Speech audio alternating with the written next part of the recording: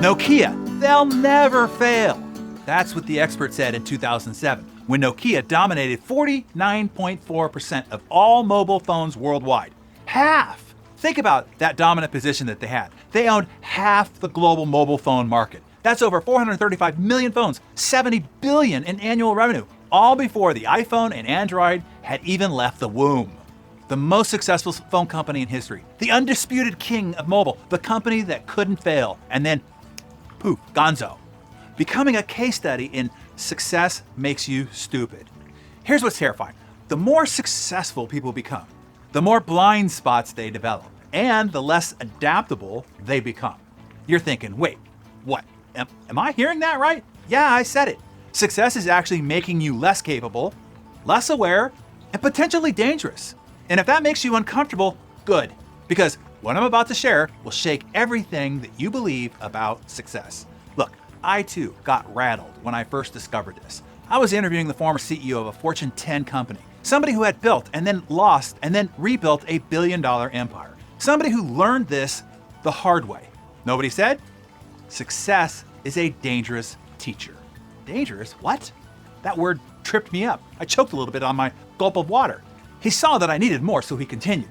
He said, see, most successful people think their past wins prove their ability. Their track record guarantees their future. Their success validates their methods. But that's exactly what kills them. The truth is, he said, success makes you blind. Dangerously blind, he added. There's that word again, dangerous. He continued, while everyone's celebrating their wins, the truly great achievers are doing something entirely different. But wait, it gets even more disturbing.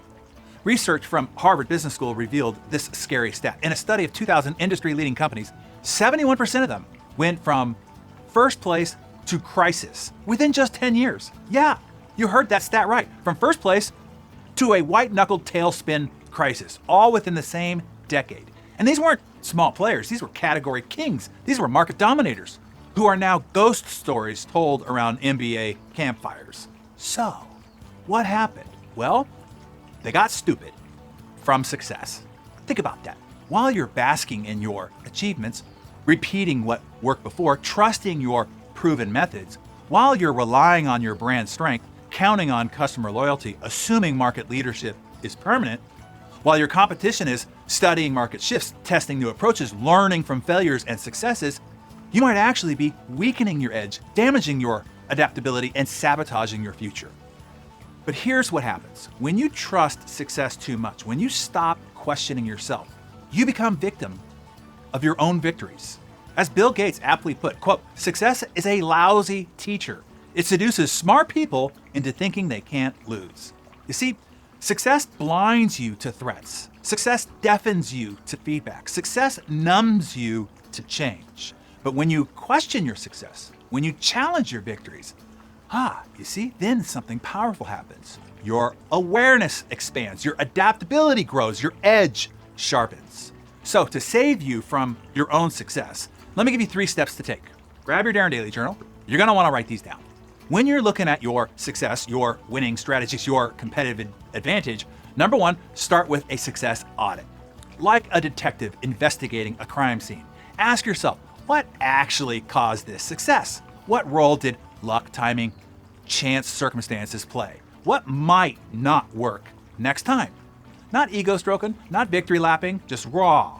Look deep into your eyes, into the mirror, reflection, and look at it honestly. These are your truth sessions, your personal confessional, your reality checks, your moment to get real. And then number 2, scan the horizon. Like a captain searching for icebergs. Remember the Titanic? They were heralded as the unseekable marvel of modern engineering. Their celebrated success made them stupid as well. And you know how that turned out. Ask yourself, what market shifts am I missing? What competitors am I underestimating? What disruptive technologies am I dismissing? Also ask, what threats am I missing? What changes am I ignoring? What assumptions am I clinging to? Be brutally honest here. Be humble and be a little bit paranoid as well. Then here's where you move from stupid to stupendous. Number 3, plan your evolution. Like a species adapting to survive, ask yourself, what must I unlearn? What must I learn? How must I change? before I have to, before I am forced to, before it's too late. Not what you think still works, but what you need to reinvent.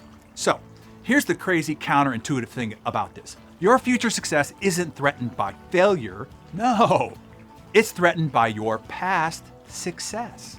Think about it. Think about your success right now. Think about your market position. Think about your assumptions. Kodak didn't fail because they were bad at photography. They failed because they were too successful at it. Blockbuster didn't fail because they were bad at retail. They failed because they were too successful at it. And that CEO, he didn't lose his first empire because he was incompetent. He lost it because he was too successful to see the threats. Every day that you coast on past success is another day your competition spends reinventing the future. And the future always wins. So your assignment today, take those 3 steps right now, not later, not tomorrow. 1, run a success audit. 2, scan the horizon. 3, plan your evolution. Share a bit of your success audit with us in the comments below. Be brave enough to question your success, bold enough to challenge your victories, strong enough to reinvent yourself. The power isn't in your past wins, it's in your ability to keep winning by continually learning how to win differently. Remember, market leaders become market losers the moment they stop learning and leading the change. Will you be like Nokia, or will you be the one who dethrones the market's current Nokia? The answer will be clear sooner than you think. The choice is yours for now. Remember, Nokia had 435 million reasons to feel secure, 70 billion reasons to feel safe, and 0 reasons to change until they had every reason to change. But by then, it was too late.